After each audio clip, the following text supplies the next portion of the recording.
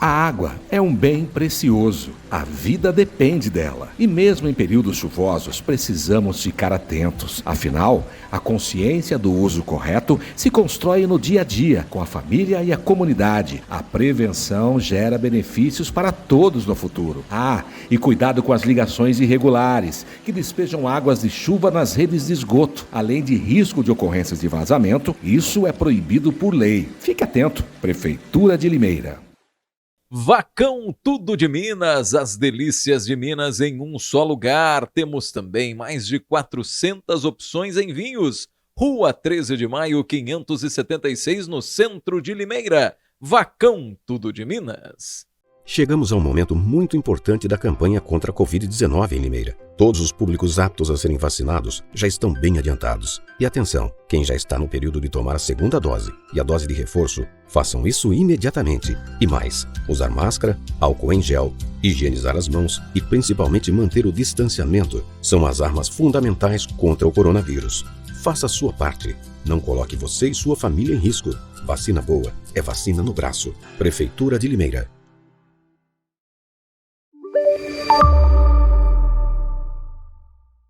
Fala pessoal, tudo jóia? Começando a partir de agora mais um episódio do Podcast pelas plataformas do Rápido no Ar, o segundo programa de 2023, recebendo hoje nos estúdios, quem eu já agradeço pela participação aqui com a gente, um amigo de longa data, secretário hoje de Segurança Pública da cidade de Limeira, Wagner Marque, obrigado pela participação com a gente aqui. A gente vai falar sobre um assunto tão importante no município, que é a questão da segurança pública. Mas nós vamos conhecer um pouco mais também de quem é o secretário de fato do município de Limeira no que se refere à segurança pública. É esse sujeito que... Põe de novo ele na tela aí, ó. Encheu a tela. Esse é Wagner Marque, que já tem uma experiência com a Polícia Civil de longa data, e eu digo até hereditária, hein? O pai delegado, o irmão hoje também delegado, a irmã também trabalha na Polícia Civil, a família toda ligada à Polícia Civil. Wagner, obrigado, viu, pela presença aqui nos estúdios com a gente. Eu que agradeço sempre pela deferência, pelo convite. Como você disse, não é só uma questão simples de uma entrevista, de um bate-papo, mas é a amizade de tantos anos, né? Desde os primórdios aí do início do Lucas Claro, dentro desse eixo. Lá se vão 11 anos, hein? 11 anos já. Você era mais jovem, viu, secretário? O tempo passa para todo mundo, meu amigo. Era mais jovem. O tempo passa para todo mundo. Tava um pouco mais enxuto. Tô brincando. Mas é verdade. Brincadeira. E é realidade. Mas o importante é que a experiência hoje faz muita diferença. Quando eu brinco contigo, obviamente que eu também me coloco nesse pacote, afinal de contas, ninguém se coloca numa banheira de formol, com certeza, né? O tempo passa, eu acho que o que fica, com certeza, é o legado que você vai deixando no caminho, mas também a experiência que vai adquirindo. Hoje, você tem que idade, Wagner? 42. 42 anos. Praticamente quando nós começamos no Rápido no Ar, esse ano de 2023, a gente completa 12 anos. Então você tinha 30 anos, né? Então lá se vão praticamente 12 anos e faz uma diferença lascada quando você sabe usar esse tempo ao seu favor. Exato. Que é adquirindo conhecimento, que é tentando evoluir e melhorar a cada dia. Então hoje você está num cargo que exige uma grande responsabilidade, porque o que as pessoas mais prezam e buscam, além de saúde e educação, é absolutamente ter um ambiente seguro. Então, o fardo acaba sendo um tanto quanto pesado, né, secretário? Na verdade é um tripé e a gente sabe da responsabilidade. Todos esses anos que a gente percorreu envolvido em segurança pública, veja, eu tenho 42 anos de segurança pública, porque eu nasci num berço onde meu pai já era policial civil, né? Tendo sido guarda civil. Depois a Guarda Civil ela foi extinta, passou a ser a Força Pública do Estado de São Paulo, aí automaticamente ele foi ser policial militar. Depois ele passou para investigador de polícia, num concurso para investigador de polícia, foi ser investigador de polícia. Chegou até a chefiar algumas equipes em Sorocaba. como investigador de polícia, prestou um concurso para delegado, né? Ao mesmo tempo ele fez a faculdade de Direito em Sorocaba, acabou prestando concurso, sendo delegado de polícia, alcançando a mais alta classe da Polícia Civil, que é a classe especial, né? E nesse meio tempo eu cheguei, né? E durante ainda a minha adolescência, minha infância e adolescência, meus irmãos ingressaram na Polícia Civil. Meu irmão como agente policial, minha irmã como investigadora. Depois de algum tempo, Você é o mais novo. Eu sou o mais novo. Depois meu irmão passou também para delegado e nesse meio caminho eu ingressei na carreira de escrivão de polícia. Eu me recordo quando eu fiz o concurso para escrivão, eu também fiz para agente de telecomunicações e para investigador. Na época era o mesmo concurso, né? Aí eu optei por ser escrivão de polícia. Uma carreira mais técnica, mas eu acho que eu me identificava melhor com ela. E esses anos todos, aí já se vão quase 25 anos, né, de trajetória na polícia. Eu ingressei na polícia no final de 99 para 2000, para o ano 2000. Então, 23 anos aí percorridos, né, com muitos erros e acertos. E a gente, quando a gente fala dessa trajetória, da experiência, a gente aprende muito mais com os erros, né, do que com os próprios acertos, obviamente, mas nos ensinam muito. E hoje, estando à frente da pasta, de uma responsabilidade muito grande, porque é o tripé de uma sociedade, educação, saúde e segurança, né, porque todos os outros eixos estão indireta ou diretamente ligados a eles, é de uma responsabilidade muito grande. É desafiador. Quando aceitei o convite do prefeito Mário Botion, sabendo que nós não somos ali, eu não sou secretário, eu estou secretário por um período, né? Se esse período vai se prolongar, se não vai, aí é uma outra questão, mas durante o tempo que a gente está lá, trazer a experiência, emprestar a experiência da Polícia Civil para a Secretaria de Segurança Pública, para a Guarda Civil Municipal de Limeira, faz bastante diferença, né? E tem dado muito certo, tem sido muito positivo. O ano de 2022 para a gente foi muito positivo. 2021, quando a gente chegou, serviu para balizar, para a gente começar a preparar a terra, né, para um plantio de sementes da segurança pública. 2022 a gente plantou e regou bastante. E agora, com certeza, 2023, nós seremos coroados aí com a colheita de tudo aquilo que foi plantado de bom. E certamente aprendendo com vários erros também, que a gente ao longo do tempo veio verificando, né, e sempre na questão de melhorar. Ô Wagner, você pontuou, né, a questão da experiência na Polícia Civil, você podendo ter essa contribuição na segurança pública. Quais os principais pontos que você talvez encontrou? Como é um desafio novo, você nunca havia ocupado um cargo público. E tem muitas coisas, como um gestor público, que talvez você olhando de fora, né, você tenha uma visão. Mas quando você está no centro do furacão ali, às vezes o olhar de fora é bem diferente da realidade de dentro. Qual a maior dificuldade que você encontrou? Tem muita coisa que às vezes você tem vontade, mas tem muita burocracia e limitação?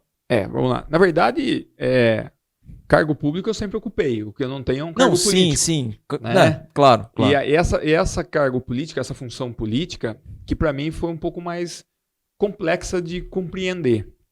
Porque a minha função ela sempre foi técnica. Enquanto policial civil, eu exercia as atribuições de um escrivão de polícia na questão técnica, né? Sempre trabalhando pura e simplesmente no desenvolver das minhas funções, da minha finalidade fim, das funções de escrivão de polícia. Quando eu fui convidado e aceitei estar como um agente político, né, não um político propriamente dito, porque eu não fui eleito, né, mas eu faço parte hoje do Poder Executivo. Um cargo político. Um cargo que é destinado por um político. Né? Exercido tecnicamente, né? Mas é um cargo político. E a maior dificuldade foi entender o tramitar da função política, né? Porque a função técnica, muitas vezes você quer exercê-la, mas a questão política, muitas vezes, faz te mostrar que o tempo é outro, né? Não é naquele tempo que você quer, não é no tempo que você deseja. E isso acontece na questão da burocracia quando você é gestor. voltando, eu nunca era gestor. Eu era gestor do meu cartório criminal, por exemplo, dos meus inquéritos. Eu administrava os meus inquéritos, mas não pessoas. Eu era gerido, né? A Secretaria de Segurança do Estado, a Delegacia Seccional, o delegado da unidade policial que eu trabalhava, eles faziam papel de gestor. Eu era gerido. Hoje não, nós tivemos uma inversão, que eu digo assim, não foi dificuldade, mas eu tive que aprender.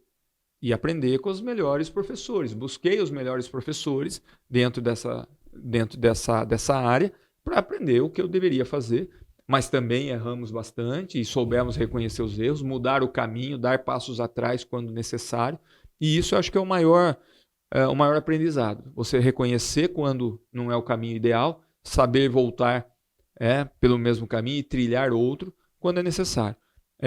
Mas dentro da pasta, sim, definitivamente é você muitas vezes querer fazer algo que você sabe que é necessário, mas não poder naquele momento.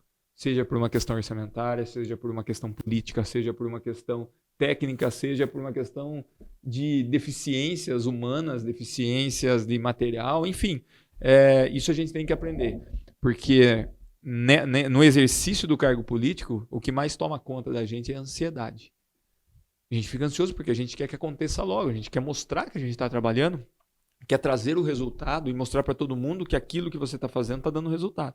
E às vezes ele demora um pouco o resultado para vir e a gente tem que controlar essa ansiedade. Você tem formação na América do Sul, né? Você tem pós-graduação Argentina, Uruguai? Eu sou graduado em Direito, né? Tenho especializações em Direito Constitucional, Direito Penal, Docência do Ensino Superior, Processo Penal e Educacional. E sou mestre em Direito Educacional, em Direito das Relações Internacionais. Quantos anos de estudo, Wagner? No mestrado, eu fiz o mestrado em 2 anos e meio, no Uruguai. Me formei, eu sou mestre no Uruguai e hoje faço doutorado na Argentina, em Buenos Aires, na Universidade de Buenos Aires, na Faculdade de Direito, em Direito Constitucional. Essa é teu repertório acadêmico, vamos dizer assim, né? Olha, mas é interessante porque... Você sempre gostou de estudar? Eu sempre... Seja verdadeiro. Vou falar assim, o gostar de estudar é um pouco relativo. Eu acho interessante... É uma necessidade, né? É uma necessidade, e quando você vai ganhando maturidade pela vida, muitas vezes você olha e fala, poxa, eu poderia ter começado antes. Eu comecei o meu mestrado muito tarde, né? As minhas especializações eu fiz ela bastante tarde. Eu me formei na graduação em 2002. Eu fui fazer a minha primeira especialização em 2009. Então, quer dizer, teve um lapso aí de 7 anos que eu poderia ter feito logo depois da faculdade, né? E me arrependo, deveria ter feito mesmo. Quando eu fui fazer a minha especialização, a primeira especialização, eu fui incentivado pelo meu irmão, que já tinha feito, ele já estava terminando o mestrado. Quando ele me incentivou, aí eu participei de um processo. A minha primeira especialização foi na Academia de Polícia do Estado de São Paulo, um concurso bastante difícil para poder ingressar. Mas aí eu fiz a minha especialização em Segurança Pública e Direitos Humanos, né, no Brasil. Aí, incentivado, eu me inscrevi no programa de mestrado em 2016. Aí eu comecei o mestrado em 2016, terminei... Era para ter terminado em 2020, né, porque eram módulos. Quando eu ia terminar em 2020 a minha dissertação, entrou pandemia, tivemos que esperar um pouco. Mas aí eu fiz o meu mestrado, terminei, concluí o meu mestrado. E, ao mesmo tempo, eu me inscrevi no programa de doutorado na Argentina, né? Deveria ter começado antes, mas a gente vê que é necessário. O estudo ele é necessário. Gosto, eu sou docente, né? Eu dou aula também. Sou coordenador de núcleo de prática jurídica na Faculdade de Direito do UNAR, em Araras. Participo de projetos, de programas de pesquisa. Então, a vida ela é o trabalho e o estudo que é necessário, né? Mas é importante, então a gente entende como necessário.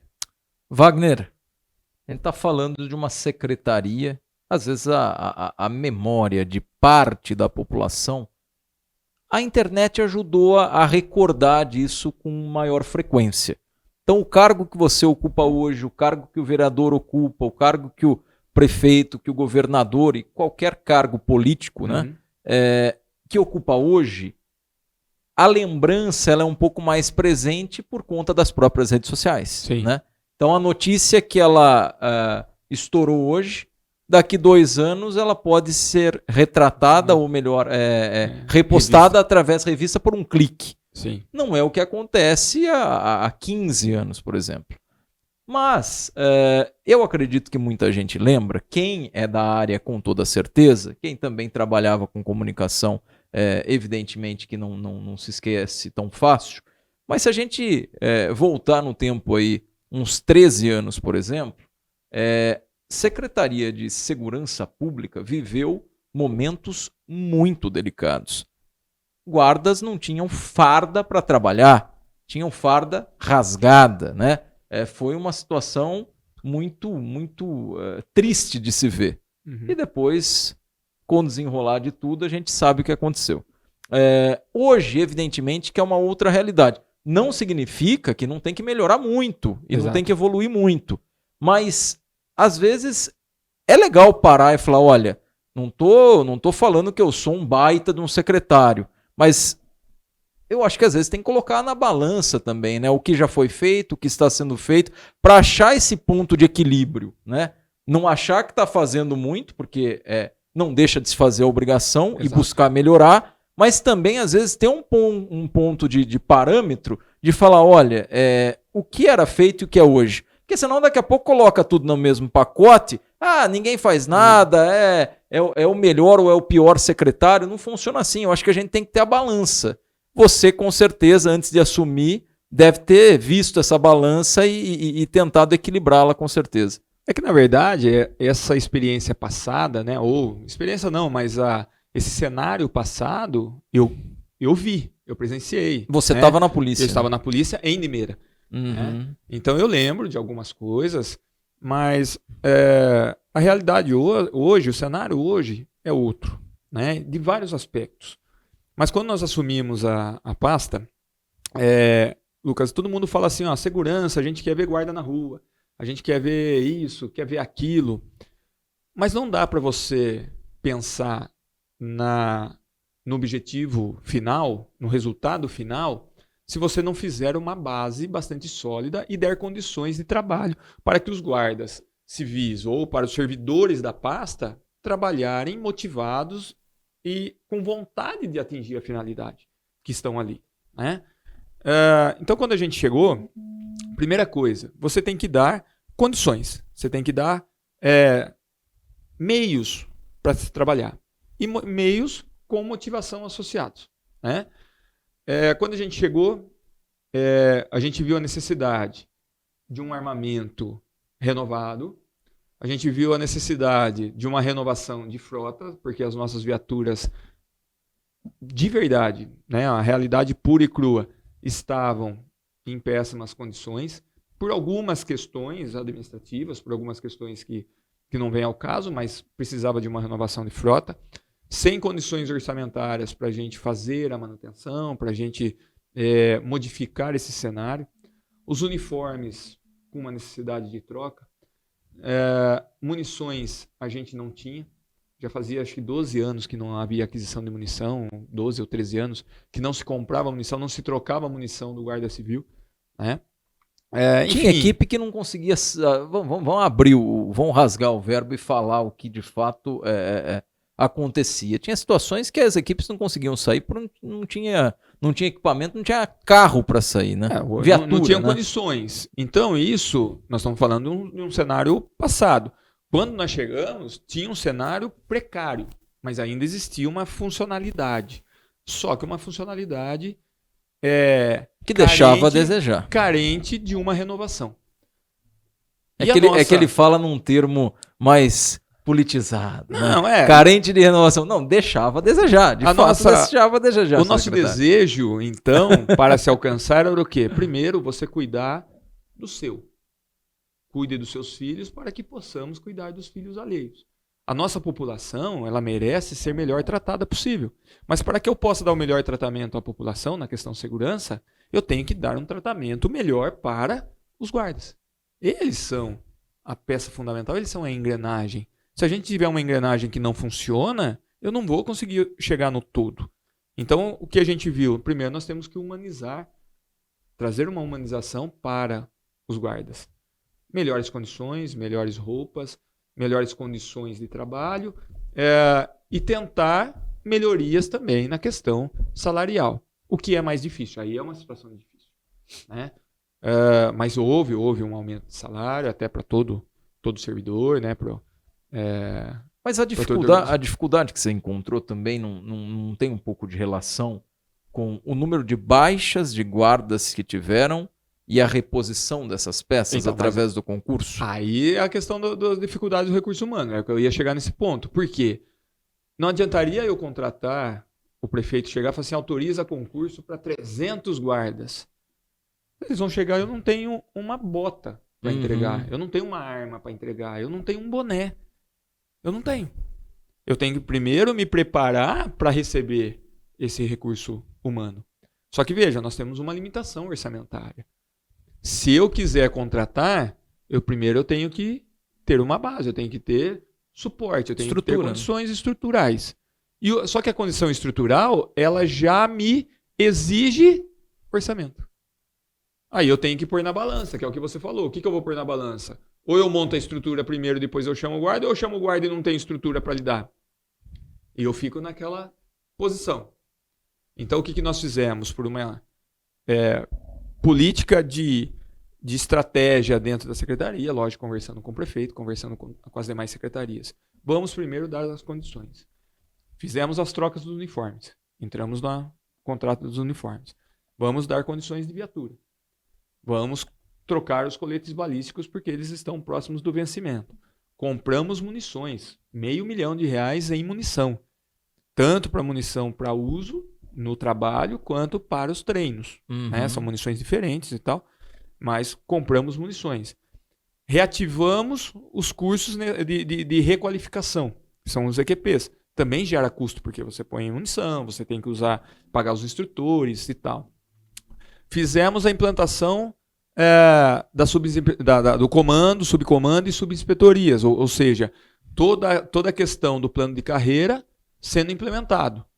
Lembrando que gera custo. Que vale ressaltar aqui que o comando e subcomando, de certa forma, né, fazendo eu acho que quando merece ser criticado, tem que ser criticado. E a mídia tem que fazer o papel dela, independentemente. O secretário tem um conhecimento de longa data, ou pode ser meu amigo ou não. Eu acho que a gente tem, quando está errado, tem que mostrar. Criticar, lógico. E quando está certo, eu acho que também não tem que lamber, só tem que mostrar. Né? Mas eu falei tudo isso para fazer uma ressalva aqui, porque o comando da guarda, no sentido das peças que foram selecionadas, assim, de grande valia, pessoas que realmente mereciam ocupar. Aí eu vou citar o nome de uma pessoa que eu conheço lá atrás também, né, que é o próprio Heiler. Né? Então são pessoas que subiram, permaneceram na simplicidade, não empinou o nariz, aí ainda bem, porque senão só se prejudicaria com isso, né? Mas pessoas que se capacitaram para ocupar esses cargos. Eu acho que isso acaba tendo uma base bem sólida para a secretaria. Fundamental. Inclusive para a construção dessa estrutura que a gente precisa. Né? Então a chegada do comando com o Heiler e do subcomando com o Ângelo... Que também, o Ângelo também é bem antigo e bem experiente. Né? Experientes, honestos, extremamente honestos e dedicados institucionalmente. Eles não olham para uma autopromoção. Eles não olham para si, eles olham institucionalmente. E isso veio de encaixe, veio a somar com o pensamento que a gente tinha enquanto secretário e diretorias. Né? Eu, quando cheguei como secretário, nós nomeamos as diretorias operacional, administrativa, de defesa civil, porque se fazia necessário. Né? Fizemos a estrutura nossa administrativa e operacional, veio o comando. Lógico que no começo tudo muito novo, foi necessário um alinhamento, foi necessário conversa, foi necessário muitas vezes discussões, no bom sentido da palavra, para que a gente pudesse trilhar no mesmo caminho, estar no mesmo caminho. Né? E a guarda só ganhou. A Secretaria de Segurança Pública e Defesa Civil só ganhou com o comando, o subcomando, tanto que ainda estão de forma precária, porque o plano de carreira ainda está sendo instituído, e tivemos a renovação do comando e subcomando com as mesmas peças, porque é um time que está ganhando. e não deixa de ser um time, né? Então, nessa estruturação que a gente estava falando, que veio o comando, veio o subcomando, vieram subinspetorias, tudo isso gerando custo orçamentário, e nós temos uma limitação orçamentária, nós temos uma fatia do orçamento do município, e não dá, por uma questão de responsabilidade orçamentária, você não pode sair disso, né? Então, nós decidimos que o primeiro momento a gente ia se reestruturar. E deu muito certo, Lucas, de verdade. Armamento chegando, 400 pistolas 9mm, o que muita instituição de Estado não tem. Limeira já comprou, nós compramos, já empenhamos o valor, já fizemos o contrato e homologuei o contrato na última semana. É esperar chegar. Qual o valor? 1.700.000 e alguma coisa. 1.700.000 reais. De armamento. Uhum. 5 fuzis, também, parte de uma emenda parlamentar que nós fomos buscar, né, lá na Assembleia Legislativa, da deputada Letícia Guiar, que nos direcionou, 50 mil reais, uma contrapartida acho que de 20 mil do município. Estamos gastando em cerca de 70 mil reais para a compra de fuzis. Conseguimos dar andamento no processo dos uniformes, que também é um custo bastante alto. As viaturas, 2,5 milhões de reais em contrato de viaturas, que renovamos a frota agora, depois de muita luta, também reflexo da pandemia. Enfim, e tantas outras coisas que nós fizemos e estamos fazendo, porque não sou eu, Wagner, secretário, não porque é o as viaturas Mário. estavam bem sucateadas. Né? Mas assim, não vamos colocar só a culpa em gestão anteriores.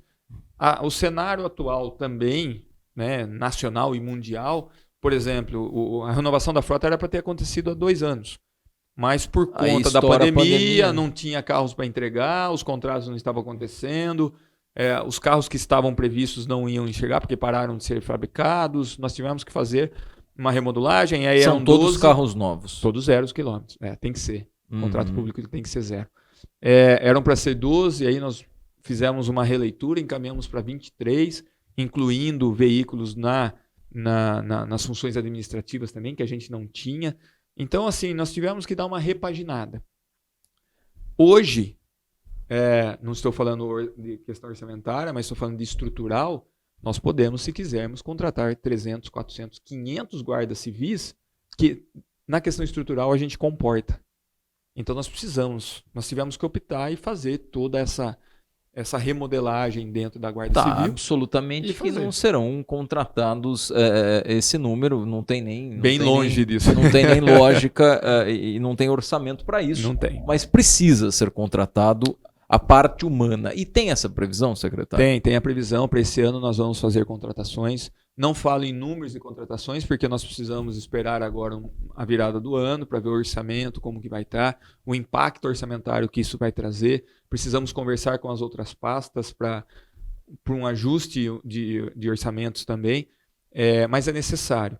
Hoje nós temos uma guarda civil com uma média de idade um pouco acima do normal, né? Estamos trabalhando para isso. O prefeito Mário Botion sabe disso, já tivemos reunião com relação a isso, e ele deixou claro que esse ano, né, pelo menos essa última parte da gestão, ela vai ser voltada à segurança, porque nos primeiros anos nós sabemos que foi necessário muito investir na educação. A educação da rede municipal, quando assumiu na primeira gestão o prefeito Mário, ela não estava com uns bons índices, então tiveram que ter investimentos. Logo depois veio a pandemia, a saúde tomou todo o holofote e foi necessário, graças a Deus que deu tudo certo, né? Mas agora a gente sabe que o grande problema dentro do tripé da administração é a segurança. Nós tivemos um aumento geral de índices de criminalidade por crimes patrimoniais, por outros, né, seja furto e roubos de veículos, aumento de perturbações da tranquilidade, em algumas contravenções, enfim. Nós sabemos que a criminalidade ela aumentou em todos os lugares. Ainda a Limeira é privilegiada. Nós temos um dos menores índices de criminalidade do Brasil. Eu ia chegar nesse ponto.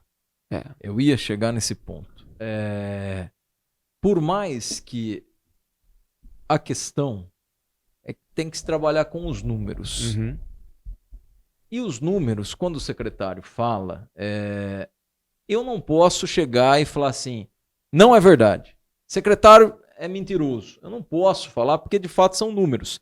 Agora, a impressão é que se dá para quem talvez, que nem a gente noticia aqui diariamente, casos de furto, casos de roubo, graças a Deus, né? Graças a Deus, a incidência do pior crime para a polícia, que é a questão do latrocínio, né? Quando eu falo pior no sentido da violência, porque é um maldito de um bandido que vai lá roubar um cidadão de bem, acaba levando o bem e a vida. Eu acho que é um dos crimes que atormenta qualquer setor de segurança pública, o crime de latrocínio. Graças a Deus, nós não tivemos casos tão significativos, assim, um número tão grande em 2022.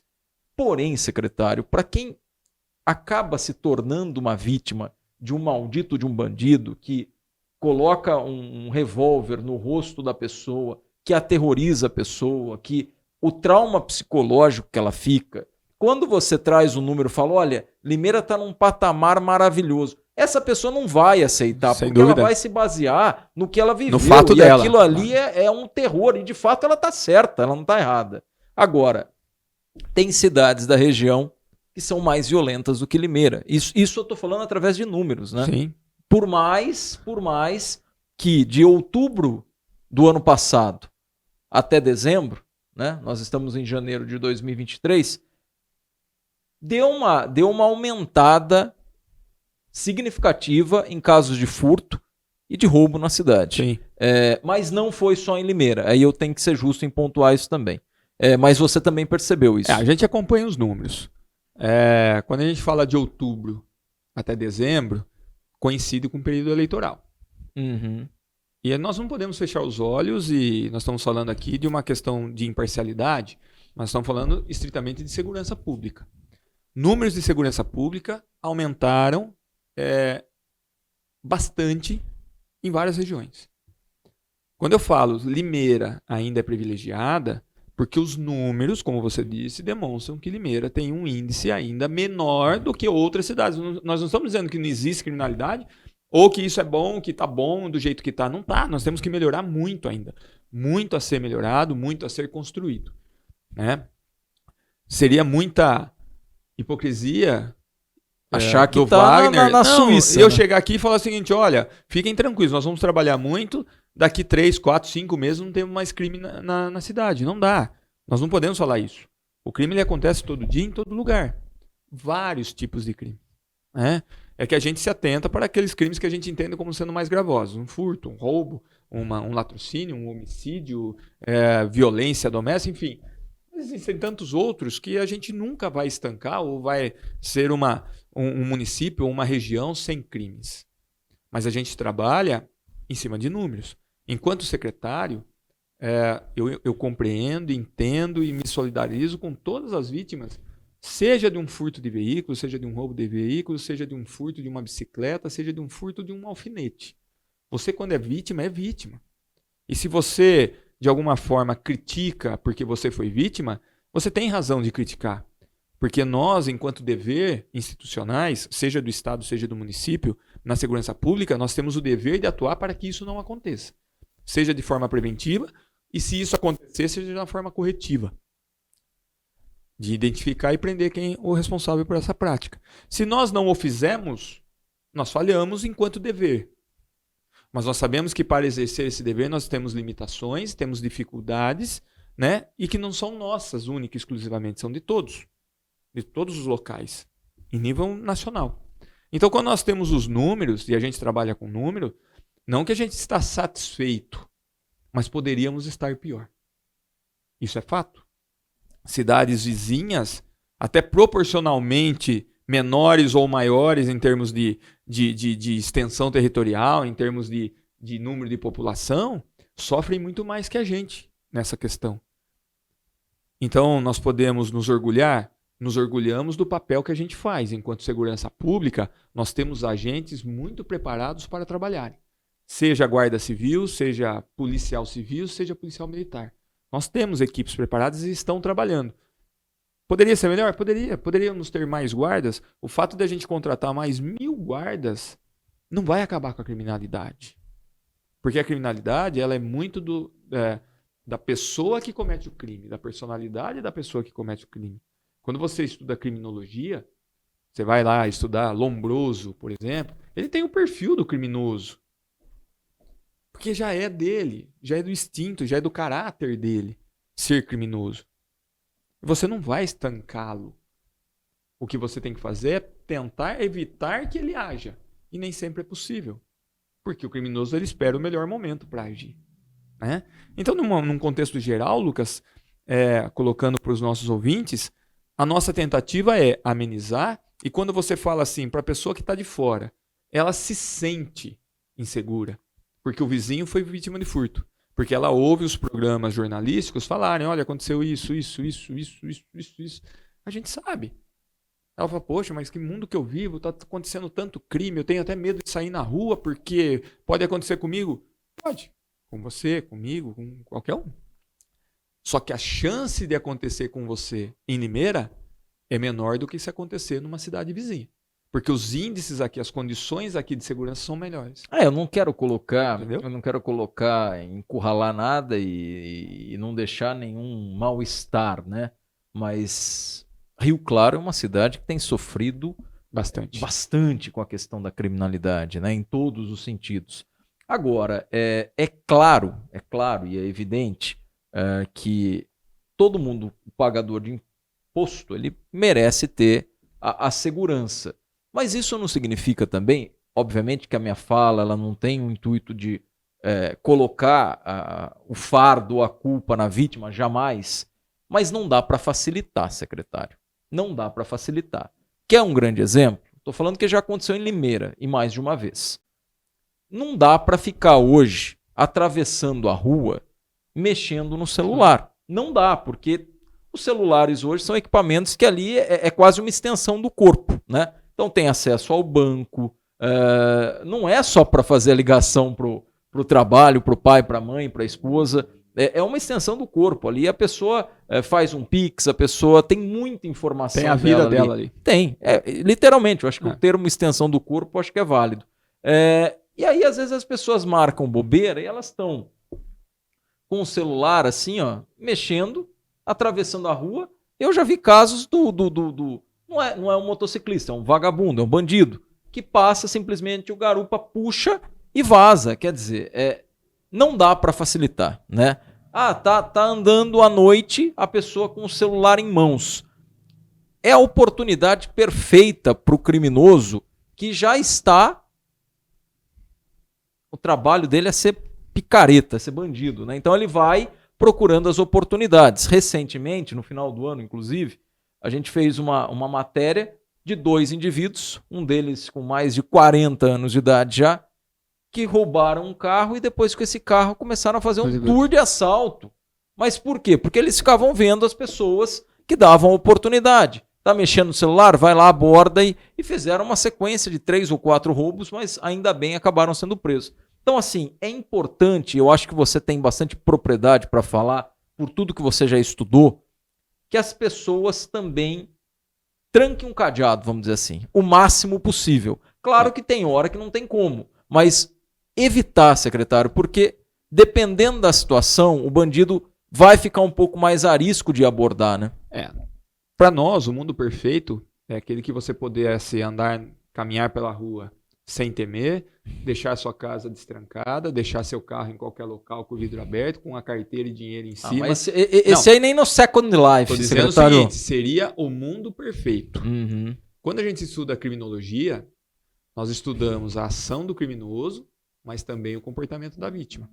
Porque muitas vezes o comportamento da vítima favorece a ação do criminoso. Né? Então, muitas vezes a gente vê, por exemplo, aproveitando aí a esteira dos exemplos, aquelas pessoas que caem no conto do bilhete premiado.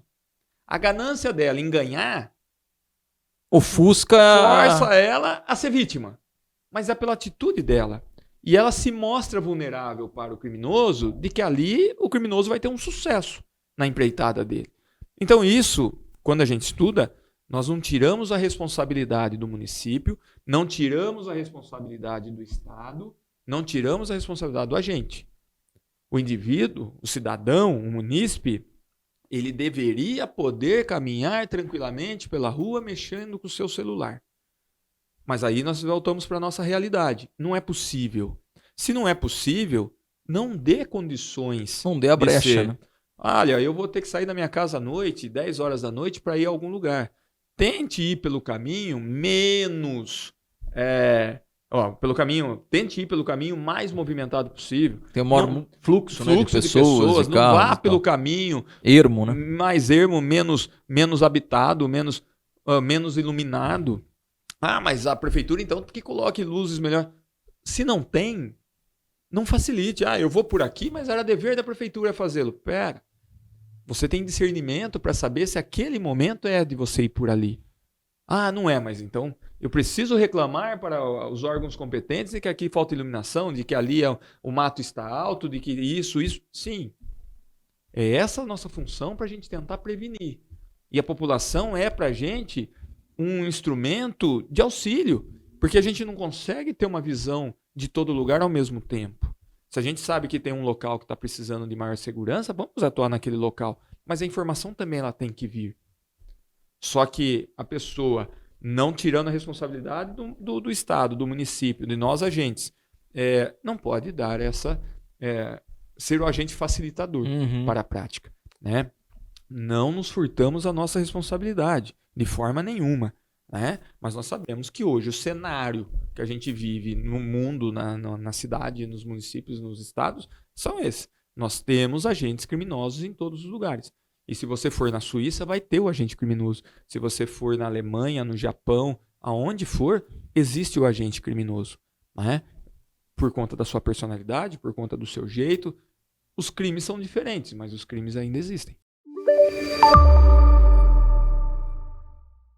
A água é um bem precioso. A vida depende dela. E mesmo em períodos chuvosos, precisamos ficar atentos. Afinal, a consciência do uso correto se constrói no dia a dia, com a família e a comunidade. A prevenção gera benefícios para todos no futuro. E cuidado com as ligações irregulares, que despejam águas de chuva nas redes de esgoto. Além de risco de ocorrências de vazamento, isso é proibido por lei. Fique atento. Prefeitura de Limeira. Dinamic, a proteção veicular que o seu carro precisa no centro de Limeira. 7 de setembro, 159, telefone 3704-0677. Proteção veicular completa a partir de R$ 90. Procure a Dinamic. O que você tem feito para combater a dengue? Fique atento, os casos não param de crescer. Elimine os locais onde acumulam água. É aí que o mosquito se prolifera. Faça isso uma vez por semana. O maior foco do Aedes aegypti está em seu quintal. Faça a sua parte. Acabar com os criadouros é a maneira mais eficaz de combater o mosquito e cuidar da sua família. Prefeitura de Limeira.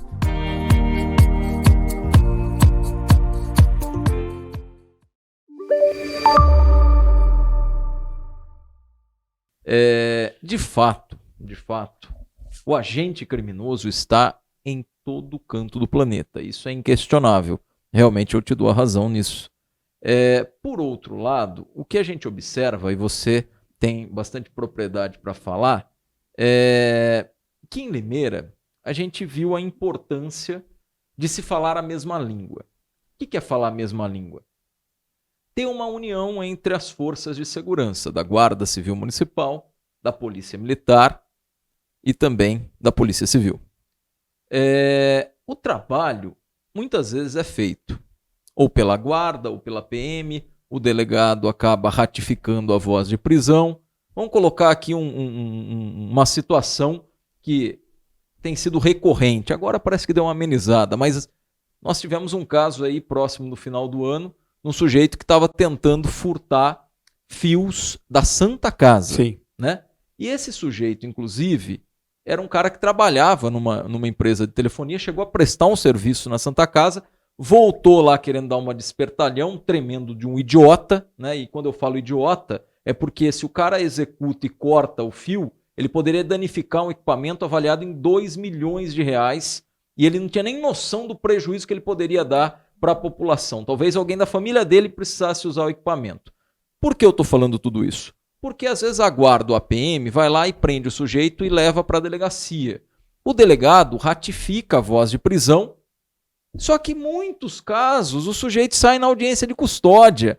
Essa diferença é gritante entre Brasil e Alemanha, Brasil e Japão, Brasil e Estados Unidos. Essa diferença, eu acho que é uma diferença que no produto final é quase que enxugar gelo, porque a guarda vai lá, a PM vai lá, a Polícia Civil vai lá e ratifica, mas dependendo do crime, né, a forma que se torna brando o negócio, o sujeito sai na audiência de custódia, e aí o cara vai lá e faz de novo. Então, assim, essa realidade a gente não encontra em países de primeiro mundo. Então, vamos lá. Eu vou te falar uma coisa, que talvez você vai falar, pô, você é louco.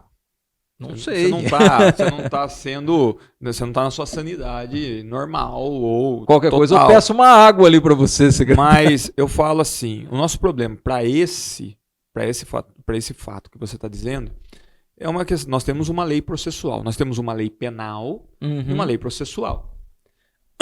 Perdão. Opa. A lei penal, a nossa lei penal, ela é uma das melhores do mundo. Ela prevê crimes, comina pena e pena bastante severa para vários crimes. Em vários países, não se tem uma pena de furto de 4 anos. Se for um furto qualificado, com rompimento de obstáculo, sim, você tem um aumento de pena pela qualificadora, o cara pode receber uma pena de até 6, 7, 8 anos, dependendo das situações. Né? Crimes de homicídio, 30 anos preso. Mas isso é só teoria, secretário. Não, eu estou dizendo da lei. Não, então nós mas temos, a prática muda. Aí eu estou dizendo, nós temos uma lei penal e uma lei processual. Sim. A aplicação da lei penal por meio da lei processual é que pode haver aí o quê? Um problema de interpretações e de aplicação de norma. Pode haver? E eu aí, acho que você está sendo muito modesto, né, pode Wagner? haver, porque no sentido de que a interpretação e a aplicação da norma ela é discricionária do juiz. É da convicção do Poder Judiciário. Aqui em Limeira, nós temos casos onde o cara furta uma bicicleta, ele chega na audiência de custódia, ele não vai para a rua. O juiz que fez a audiência de custódia converte em prisão preventiva e o deixa preso até ser julgado e condenado na ação penal. O cara que furtou um carro ou que praticou um crime um pouco mais grave, por um outro juiz, ele sai na audiência de custódia.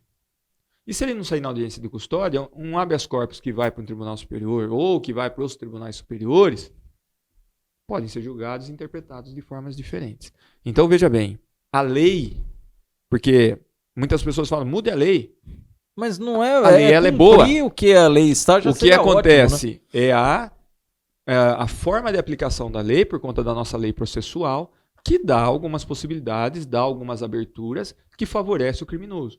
Porque nós temos alguns princípios, o princípio da presunção de inocência, nós temos o princípio do processo legal, o princípio da ampla defesa, o princípio do contraditório, enfim, alguns princípios... É tanta lei que se talvez fosse um pouco mais básico, a execução seria mais talvez objetiva, se ela fosse né? mais enxuta e falar o seguinte, você praticou o crime, até você ser julgado, absolvido ou condenado, você cumpre, não é o início do cumprimento provisório de pena, mas você fica detido até verificar a sua inocência ou a sua culpa. Poderia ser assim? Poderia. Mas aí existem os princípios de dignidade da pessoa humana, existem algumas questões que influenciam. Alguns países agem de forma diferente. Por exemplo, um corrupto, alguém que pratica improbidade no Japão, ele praticamente é prisão perpétua ou ele vai ser condenado à morte. Nos Estados Unidos. Aqui é uma festa, né? Por isso que eu digo a você, não é a lei, é a forma de aplicação de lei e não são por todos. Por isso que eu falo alguns, porque não são por todos. Se você me permite, eu vou dar um exemplo aqui de um juiz aqui de Limeira, o Dr. Rogério Donachaibe, que é extremamente legalista e faz cumprir a forma dele aplicar a lei. Ele aplica dentro da lei e faz o condenado cumprir pena. Eu falo porque a gente tinha, né, não é uma proximidade, mas uma alguns dos inquéritos que eram da DIG, quando eu era escrivão da DIG, eles eram direcionados à primeira vara criminal, que tem como juiz o Dr. Rogério Danascheib, e uma pessoa muito firme na aplicação da lei e na lei processual. Então, por isso que eu falo que existem pessoas, formas de aplicação, formas de interpretações de lei, porque o direito ele dá essa possibilidade. E para piorar um pouco, Wagner, aí tem aquela coisa, o sujeito comete um crime terrível, né? E é condenado a 15 anos, né? Sai com 6. Aplicação de lei. Sabe, assim, são coisas que você começa a falar assim, cara, tudo bem, eu acho que assim... Mas me permita, aonde a falha é na lei? Você entende que a falha é na lei? A falha permitir não é que ele saia, que ele tenha uma progressão de regime? Veja bem, ele é condenado a 15 anos. Tem casos que com 1/3 vai embora. Ele vai para o regime fechado. A lei prevê que ele pode progredir de regime de pena. Certo. Ele vai para o fechado, vai para o semiaberto, depois ele vai para o aberto. Certo? A lei, ela é perfeita. Aonde está a falha? Na execução da pena. O sistema nosso prisional, ele tem falha. O que seria de uma função de ressocialização da pessoa? Porque a pena, ela tem várias finalidades. Ela tem a finalidade dele pagar por um ato que ele praticou, tem a finalidade de ressocializá-lo e de prepará-lo para a vida em sociedade de novo, para que ele não venha cometer o crime. E além de servir de lição para a outra pessoa da sociedade, olha, peraí, fulano praticou o crime, está lá na cadeia, e eu não quero passar por isso. Então ela tem essas 3 finalidades. Mas e a reincidência de pessoas que cometem 4, 5, 6 vezes? Eu vou voltar a te falar. Quando ele praticou o primeiro crime, ele foi condenado eu acho que ele merecia ter uma... Mas aí que tá, a falha tá no sistema. Por quê? Quando ele praticou o crime, ele foi condenado a 15 anos. Quando ele ficou 5 anos preso, 1/3 da pena, a finalidade da pena já deveria ter sido cumprida. Que é a preparação dele entender o ilícito que ele praticou, que não é o certo, que ele não pode fazer aquilo. Mas ele volta pior, secretário. Mas eu estou dizendo que existe a falha da finalidade do cumprimento de pena, que não existe em outros países, em alguns outros países. Quando ele foi para a cadeia, a finalidade de impor pena a alguém, primeiro, para que ele saiba, que ele sinta na pele que ele não deveria ter feito aquilo, que ele se arrependa. Segundo, de que ele pague pelo que ele praticou. E terceiro, ele sirva de exemplo para os outros, para que os outros não pratiquem um crime, porque sabe que vai ser apenado igual ele. Me desculpa, das três existe. Pontuações que você fez, balela. Não existe, mas eu tô falando para você, vamos lá de novo. É a finalidade. Sim, eu entendi, da pena. Secretário. A falha não é a lei. A falha é o sistema. Porque quando ele cumpriu 5 anos, ele já deveria ter sido preparado no sistema prisional de que ele tem que voltar para a sociedade e não fazer de novo. Aí você fala, mas ele volta pior. Então o sistema ele é falho. Mas eu acho só se a gente desenhar aqui para mostrar mais claramente que o sistema é que falho. Não é o problema da lei. Não, mas não é a lei. Ok, não é a lei, Entende? mas o problema é o produto final, secretário. Aí nós temos que fazer o quê? Nós vamos julgar o juiz, vamos falar que é o poder judiciário, nós vamos falar que é o poder, que é a lei, nós vamos falar que é a polícia. Não, é o sistema como um todo. Teríamos que rever todo o sistema? Teríamos. Agora, quando você pega um sistema penitenciário, um sistema carcerário que a gente tem hoje, que dentro do sistema carcerário você não tem uma política de ressocialização, de preparação para o mercado de trabalho. Tem previsão na lei. Se o cara estudar, se o cara trabalhar, tem a remissão de pena, tem isso, tem aquilo. Sabe o que eu acho, mas secretário? Não se aplica. Sabe o que eu acho? Sendo bem honesto, é a minha opinião, tá? Você pode discordar, o pessoal que está em casa pode discordar, mas eu vou expressar a minha opinião.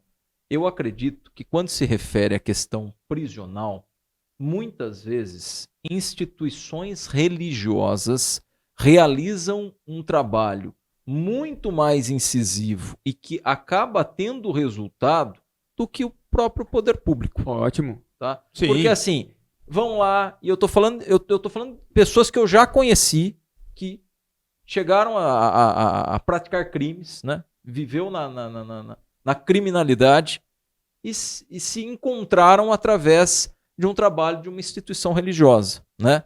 E mudaram, de fato, conseguiram sair, viver uma vida decente, viver uma vida honesta. Só que qual política pública hoje tem um trabalho realmente que... Aí vai falar assim, não, mas acontece que a pessoa tem que querer. Ok, mas qual política pública com fundamento hoje tem nisso? Você tem que trabalhar a pessoa. Nada. Você tem que trabalhar a pessoa. É por isso que eu estou dizendo. Existe tudo isso que você está me falando, esse trabalhar a pessoa do condenado, do preso, para que ele volte outra pessoa. Seja por uma intervenção religiosa, seja por uma intervenção de trabalho, educacional. Isso existe previsão legal, previsão de lei que isso aconteça. O que não acontece é o ocorrer disso na prática. Isso não tem. Muitas pessoas, eu falo para você, Lucas, e por experiência da área, muitas pessoas nunca receberam uma intervenção religiosa, nunca receberam uma intervenção. Eles ficam 3, 4, 5 anos presos e saem para nunca mais fazer nada. Para ir trabalhar. Ali, para eles, não foi uma vida muito satisfatória, não foi bom, eles não querem mais ter aquilo. Mas, infelizmente, a minoria, secretário. É a minoria. Infelizmente, a minoria. Infelizmente, a minoria. Mas existe. Agora, o que tem que se atentar, o que tem que se fazer? Trabalhar as pessoas. São políticas públicas? Ótimo. Quais políticas públicas? Vamos criar isso, vamos verificar, porque, na verdade, políticas públicas existem. O que não tem é a aplicação efetiva delas. Né? Como fazer? Você já falou, olha, eu entendo que a questão religiosa é importante. Então vamos fazer? Mas já se sabe como fazer. Mas tem que ter o querer do cara que está lá dentro também, né? Também. Porque é aquilo, né? Não adianta... Pode parar o mundo ali para atender se o cara não quiser. Me perdoe, eu sou bastante voltado aos direitos humanos. Tenho minha vértice voltada a isso, a humanização. Só que muitas vezes, o tratamento que se dá, às vezes, à pessoa do condenado, o incentiva a voltar a praticar um crime, porque para ele é indiferente ele estar preso ou ele estar aqui, solto. Porque quando ele está aqui solto, ele não tem emprego ou não quer trabalhar. Mas às vezes ele não tem emprego, ele vive em condições de dificuldade, em condições precárias e tal. Ele vai praticar crime. Porque se ele estiver preso, ele está na mesma condição. Agora, trabalhe esse preso. Trabalhe a pessoa do condenado. Mostra a ela que existem possibilidades. Cria ela, por meio de políticas públicas, possibilidades dela adquirir uma profissão, adquirir um meio de subsistência, para que quando ela sair de lá, ela sabe que ela vai ter uma vida muito melhor aqui fora do que se ela estiver lá. É isso que eu quero dizer para você. Não é a lei, não é quem aplica a lei, não é a forma que se aplica a lei, mas é uma falha no sistema. Não estou colocando a culpa no sistema de administração penitenciária, não estou colocando a culpa, não é isso. Mas então quem é o culpado, na sua opinião? É o sistema de uma forma geral. Porque tem que ter um pai da criança na bagaça. É o sistema, é que a gente não tem como individualizar alguém, mas eu estou falando que é o sistema. E é um sistema, desde a cultura, a nossa cultura penitenciária sempre foi assim. Enquanto nos Estados Unidos criaram-se cadeias onde se isolavam no meio de uma ilha, e lá você ficava, se você conseguisse voltar, beleza, senão você apodrecia lá, ótimo. Eram culturas. Ou eu não vou ser preso porque... Tem até um filme, acho que é A Fuga de Alcatraz. É que eu não quero, né? Eu não quero falar, vamos para Alcatraz, né? Mas enfim, por exemplo, algumas... E depois viu que não deu certo também. Então, e alguns exemplos de sistemas penitenciários que existem no Japão, que existem na China, que existem na Alemanha, que existem na Suíça. Alguns sistemas dão certo, outros não. Mas todos eles passaram por uma cultura. Por uma cultura até se adequar ao sistema ideal. Que isso o Brasil deveria fazer. Falhas do sistema. Mas você é favorável ao sujeito que é condenado a 20 anos sair com 8, por exemplo? Se o objetivo da finalidade do cumprimento de pena ele fosse cumprido, com 8 anos ele poderia ser ressocializado. Desde que fosse. Agora, se ele for condenado a 20 e ficar 20 e não tiver nenhum trabalho em cima desse condenado para que ele saia e volte a vida da sociedade sem o cometimento de crime, ele pode ficar 20, 30, 40 anos lá. Se não trabalhar o condenado, quando ele voltar, ele vai praticar o crime de novo. Secretário, é que Agora, assim... o sistema, o que é? Aí vamos para a lei. A lei fala o seguinte: depois de um cumprimento de determinado tempo de pena, você tem o direito de uma progressão, é a lei que fala. Não é que eu estou a favor. Eu sou a favor de você aplicar a lei como ela tem que ser e de que o sistema permita que tenha o resultado, tenha a finalidade certa. É que assim, né? Às vezes, no ímpeto de você avaliar um caso mais com emoção, você acaba não sendo justo, né? E uma que também nós não temos que avaliar casos porque não é a gente que julga. Mas quando você está nesse meio de comunicação, alguns casos marcam e algumas situações... Já viu aquela coisa? Tá ali com um bolinho ali que você olha para ele é indigesto. É o que eu sinto, porque assim, eu já vi casos que, tudo bem, é um caso, né? Revoltam. Mas é o tipo de caso que eu tô falando, é tão indigesto que você coloca no pacote.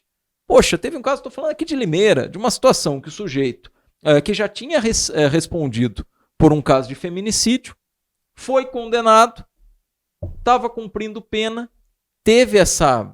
Progressão de regime. Vou me controlar, prometo. Teve essa abençoada, né, para não falar outra coisa, saiu e matou uma mulher aqui que tinha um relacionamento, sabe? Assim, ó, aí é o tipo de coisa que você fala, poxa, mas se esse cara tivesse preso não teria morrido. Mas volto a frisar para você, eu não acho que ele deveria ter saído. Eu concordo que ele poderia sair se a finalidade e o cumprimento de pena ela existisse. Eu vou dar um exemplo para você, a questão não muito distante do caso da menina Sandy, da Unicamp. Nós trabalhamos diretamente nesse caso. Você estava na polícia na época? Na DIG. Eu me recordo. Foi logo que a gente chegou na DIG, inclusive, que a gente assumiu a DIG, teve esse caso, nós trabalhamos, identificamos o autor do homicídio, ele estava preso, esteve preso por um ato parecido com a sobrinha, com a cunhada, não lembro, sobrinha, eu acho que é sobrinha, e saiu beneficiado por uma progressão. Mas se ele tivesse preso, não teria acontecido com a menina. Não. Então você não é a favor. Eu acho que ele deveria estar preso, com certeza, porque ele não atingiu no cumprimento de pena dele a finalidade que é conseguir. Então não teria que ter uma avaliação melhor antes de soltar? Vamos de novo. Então a falha é de quem? Do sistema. Que não faz com que não faz o que deveria ser feito. Aí você me pergunta, você é a favor da pena de morte? Não, não sou. Por quê? Porque o sistema é falho.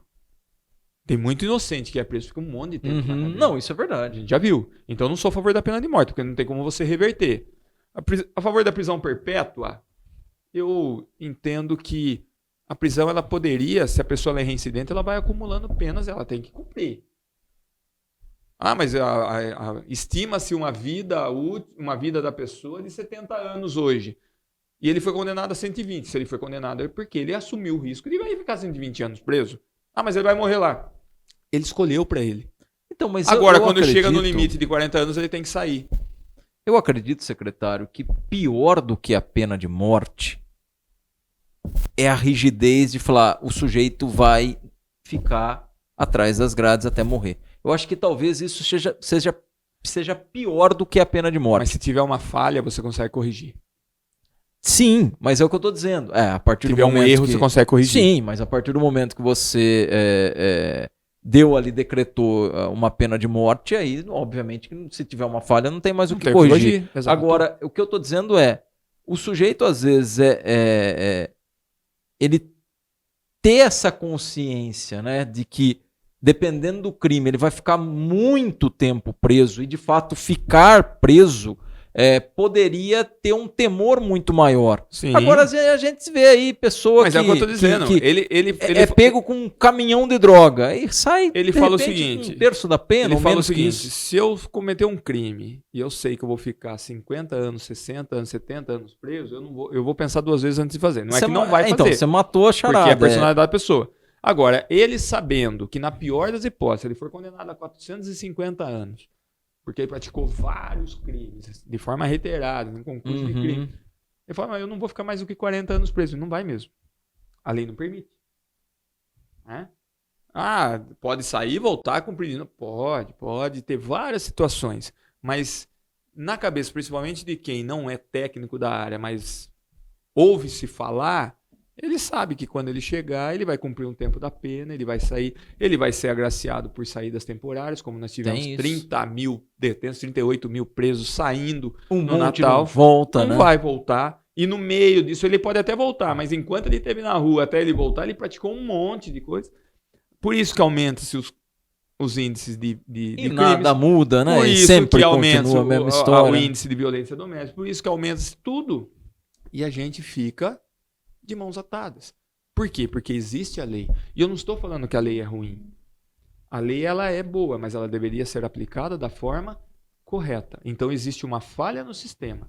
Volto a frisar, a lei brasileira, a lei penal brasileira e a processual é uma das melhores que existe.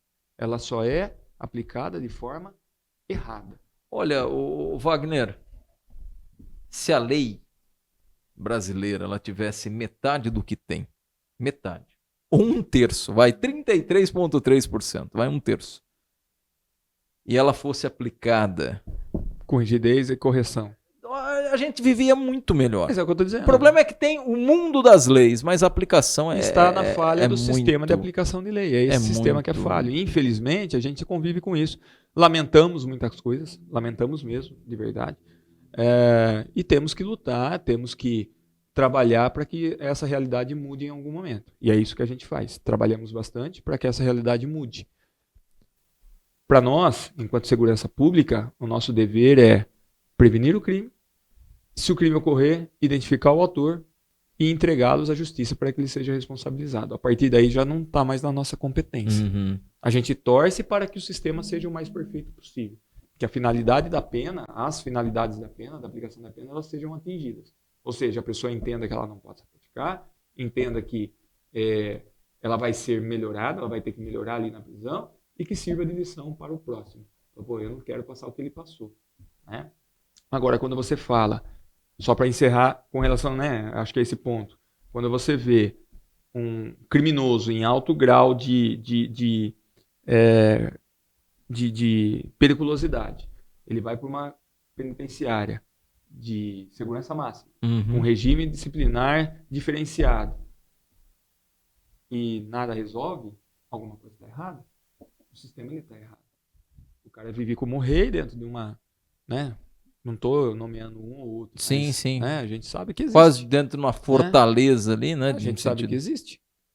Então, compensa. E às vezes dali de dentro ele dá ordem. Aí com isso reflete-se naquilo. O crime compensa?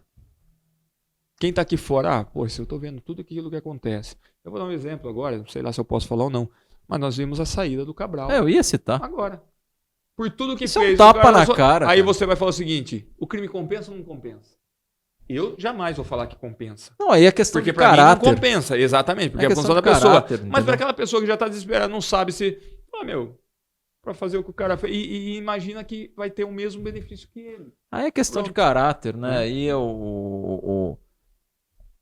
se a pessoa pensa que compensa ou não compensa, se compensa financeiramente ou não, aí eu acho que é questão de caráter. Exato. Né? Então é mais ou menos assim. Eu acho que a analogia perfeita disso o crime compensa.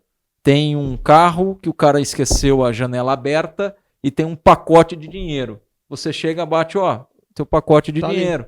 Isso é o caráter. Agora o outro vai falar, vai lá, tal. Para quem sentir vontade de pegar, já está na essência do caráter do sujeito, né? Para quem pegar, então assim, hoje o crime se demonstra, na minha opinião, o carro aberto com um pacote de dinheiro dentro. Quem tem caráter não vai cometer. E quem... A decisão está na sua mão. Exatamente. Mas depois de Cabral, depois de tudo que a gente viu nesse país aqui, depois desse circo que se chama Brasil, eu acho que o crime é o carro com um vidro aberto com um pacote de dinheiro ali. É isso. Só quem tem caráter que... Definiu bem. Eu acho que é isso, cara. Não tem muito o que falar mais sobre isso. O que você tem feito para combater a dengue? Fique atento, os casos não param de crescer. Elimine os locais onde acumulam água. É aí que o mosquito se prolifera. Faça isso uma vez por semana. O maior foco do Aedes aegypti está em seu quintal. Faça a sua parte. Acabar com os criadouros é a maneira mais eficaz de combater o mosquito e cuidar da sua família. Prefeitura de Limeira.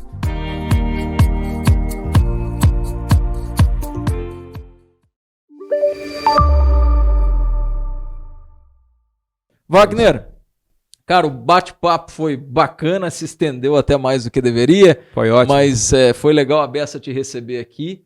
E 2023, esse ano que a gente começa, inclusive, tem muita coisa boa que a Guarda deve implementar agora, né? Com as viaturas, com o armamento. As expectativas são as melhores possíveis, a gente está trabalhando para isso. Uma previsão, né?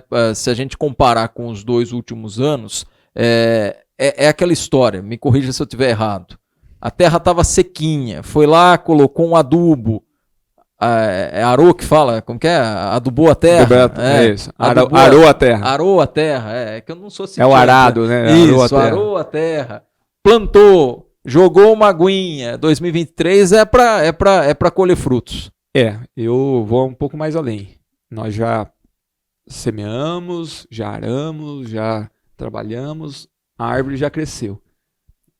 2021, 2022. 2023 agora é a hora de colher efetivamente os frutos daquilo que foi trabalhado. Expectativas muito boas, para serem superadas, inclusive, a gente espera. Sabemos que o ano 2024 depois vai ser um pouco mais complicado, que é ano de eleição, mas já existe um compromisso do prefeito Mário Beltrão para esse ano 2023 e para o ano 2024 ter olhares mais atentos para a segurança, melhorar bastante, porque se você melhorar a segurança, automaticamente você melhora a educação, melhora a saúde, melhora o desenvolvimento, melhora a questão social. Isso é fato, isso é cientificamente comprovado.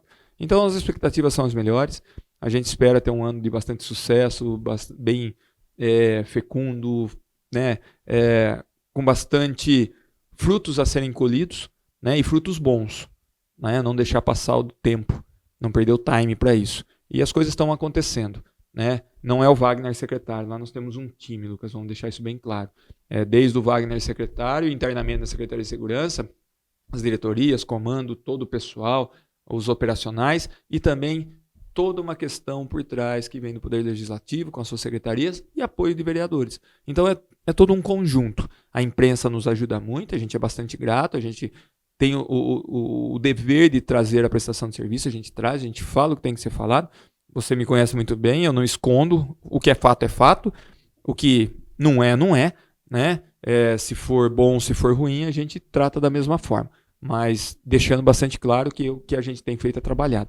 Em 2023 a gente espera poder trabalhar muito para que a gente possa colher os melhores frutos no momento certo.